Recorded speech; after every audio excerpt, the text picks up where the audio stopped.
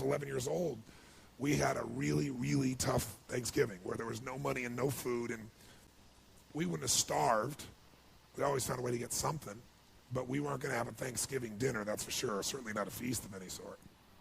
And my mom and dad at the time were fighting like cats and dogs and saying things that once you say them, you can never take them back, you know, the kind of stuff I'm talking about. And my mom was screaming at father about how he couldn't even take care of his own family, and it was horrible. And I have a younger brother and younger sister. I'm the oldest.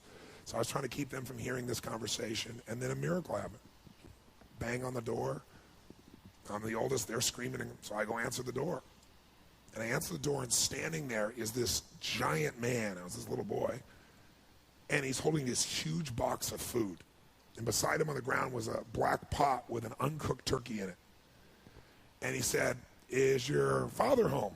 And I said, "Just one moment." I was like unbelievably euphoric. I thought, this is a gift from God. This is going to change it all. This is going to make my mom and dad happy. It's going to be unbelievable. So I go, and my father is screaming at my mother through a closed door to the bedroom door. And I said, Dad, there's a guy at the door. And he goes, "Go, you answer the door." I said, "I did. He's got to see you." So I kind of teased. I said, "Dad, you got to come." So he said, "Fine." He made one last yell at her, and he walks to the door. And I'm waiting there, just can't waiting to see his face. And my dad opens the door, and this man's standing there with this big box of food. And my father did not get happy. He looked at this man, and he raised his voice to him, and he said, "Look, we don't take charity." And then he took the door to slam it in the man's face. But the man was a good-sized man. He put his foot there and smacked his foot and bounced back open. He said, Sir, this is not charity. Everybody has tough times. Somebody knows you're having a tough time. And they want you to have a magical Thanksgiving. I'm just the delivery guy. He said, "Please take this." And my father said, "We don't take charity." He went to slam it again. And this time the guy put his shoulder against it so he couldn't do it. And then my father's staring at him. It's like these two males starting to get in this intense mode. And one's just trying to give a gift, and I'm freaking. And then the guy said something that I'll never forget, and in moments I wished he hadn't said. But he found a way to force my father. He's holding this thing, and he looked at me, and then he looked at my dad, and he said, "Don't make your family suffer because of your ego." Now my dad's level of energy increased, but he was also trapped. You get it? So he took the food, slammed it on our table, and slammed the door in the man's face and never even thanked him.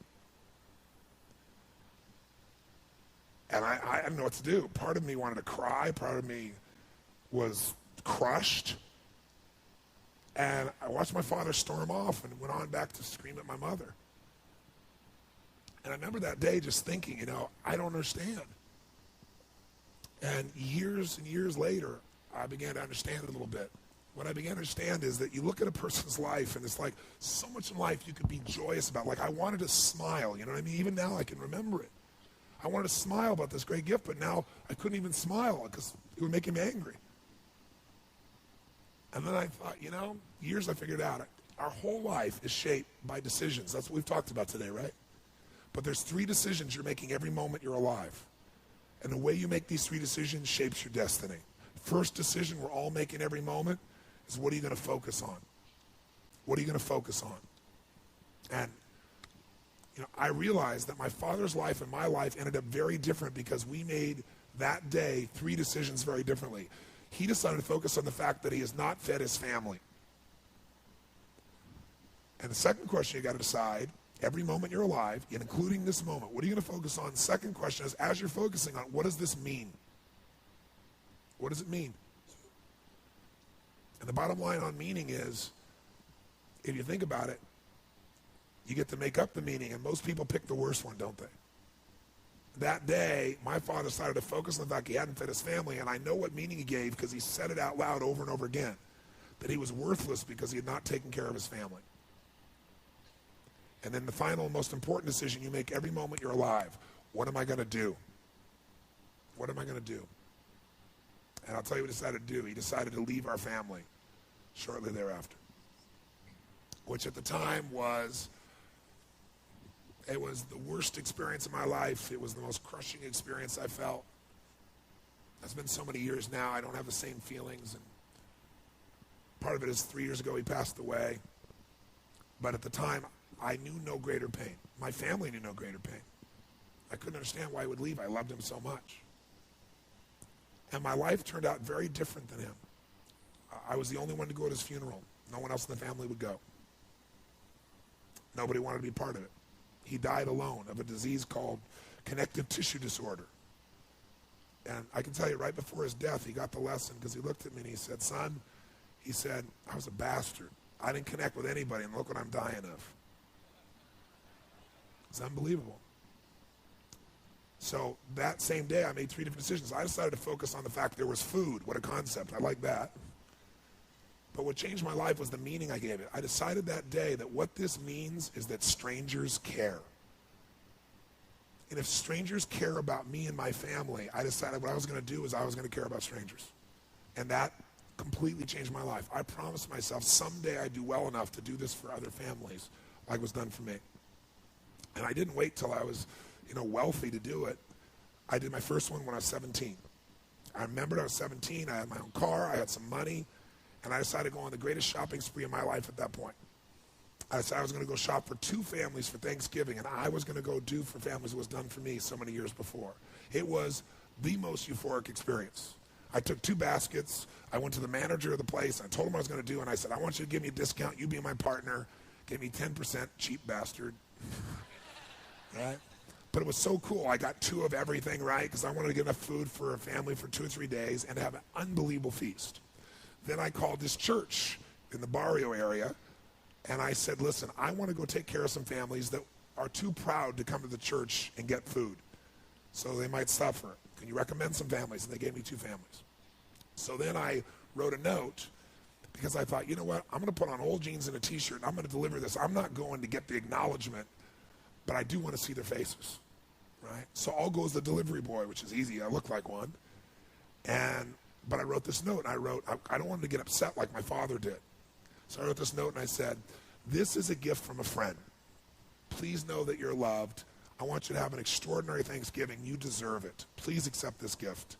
And then I put under it, I said, if you can, someday do well enough to do this for one other family and pass on the gift. And I put love a friend. And then I realized I was going to an area that was more Latino, and I don't speak Spanish, so I thought, I got a friend to write on the back in Spanish so I could flip it around if there was a challenge.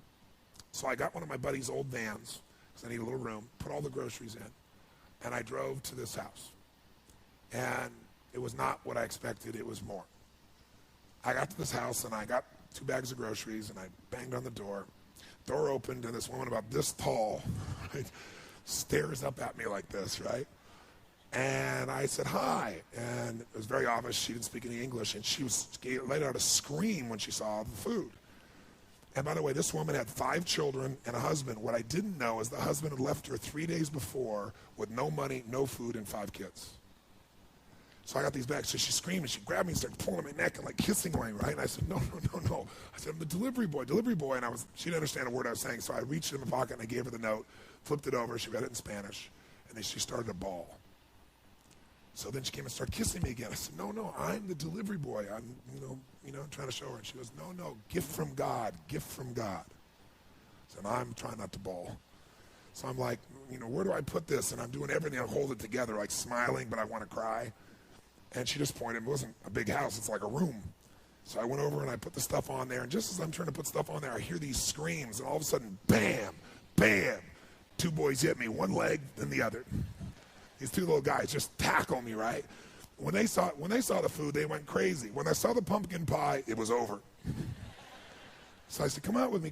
And so they came out, and we kept bringing these groceries in. And I'm telling you, it was like, I don't know how to describe it. It was the most euphoric, fun, passionate, loving. It was like they're my little brothers, And so we brought all the stuff in, and they were laughing, and they were lit up. And then, I'd done it all, and it was time to go, and I didn't want to go, and they didn't want me to go. This one little boy just wouldn't let go of my leg, and he just kept looking up to me and hugging me, and I was like, but I had to go make the other delivery. So I turned to this woman, I said, I've got to go, And she said, okay, whatever her language was. I didn't know what it was, but I knew it meant okay, right? So I went to go leave, and then she grabbed my arm, and she started to have tears in her eyes. And I said, I wanted to say, Happy Thanksgiving, but I didn't know Spanish, so I went, Feliz Navidad. Figured it was close. You know? And she started she went from crying to laughing, right? And then she grabbed and gave me this big hug, and the kids gave me these hugs. And I remember I got out and I walked off, and they were all standing on the porch. And I got in this little van, and I drove it out and I turned it around. And as I went to turn it around, I looked in the rearview mirror, and I was feeling all this emotion building in my body. And I looked in the mirror, and I saw Mama standing in the porch with her kids, all the kids smiling. Mama sitting there crying hysterically and smiling from ear to ear. And I couldn't keep it together. I was right there, stopped in the street, and I started bawling uncontrollably. And I remember just thinking, this is a beautiful thing. Why is this making me cry? And, why is this great thing? Why am I so emotional about this? And then I got it. I realized in that moment that the worst day of my life, my father leaving, had actually been the best day of my life. Because if I hadn't had that experience, I wouldn't be here today. And now because of that, I get to live this life. And I have the desire and the drive and the want to give in this way. And so I've really realized that the worst day was the best day, that was God's gift. The gift wouldn't have been there if he would have stayed. There's an old country song that says, "Thank God for unanswered prayers." It's a story about this man who wants his prayer and finds out later on it wasn't fulfilled, right?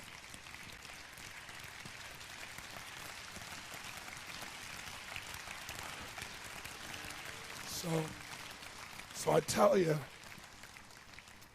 the story for a couple reasons. One is, if you want to change your life, figure out how your worst day was your best day. You'll change everything, because it is if you look for it. If you find the deeper meaning, it is. There's something in you that wouldn't be there without it. And the second reason is because I want to recruit your soul. Not for your money or business. I want to recruit you in this action of going and making a difference. I want to recruit you for you, because I know if you go do a few of these things, you'll get hooked, and you'll make it a ritual, and it'll change your life. Whatever things you do in your life, this is what it's really about. And, it won't be long before it'll be Thanksgiving here, and we still do this. I started out the first year, I fed 2 families, and the next year I fed 4. I'm going to double it. Next year I did 8, which was a lot of work. And I didn't tell anybody what I was doing, because I wasn't doing it for acknowledgement. I was doing it because it was right. But after a while, I thought I could use some help. So I got my friends together and said, you know what? Instead of just going and having turkey, let's give thanks. Let's go build baskets with food and great stuff, and let's deliver it to people. Then we'll come in and have a big dinner, and we'll talk about what we're grateful for and have our dinner. And so we did it, and it became a ritual, and it grew. And then I built some companies, and all my employees got involved. And then about 14, 15 years ago, I started my foundation.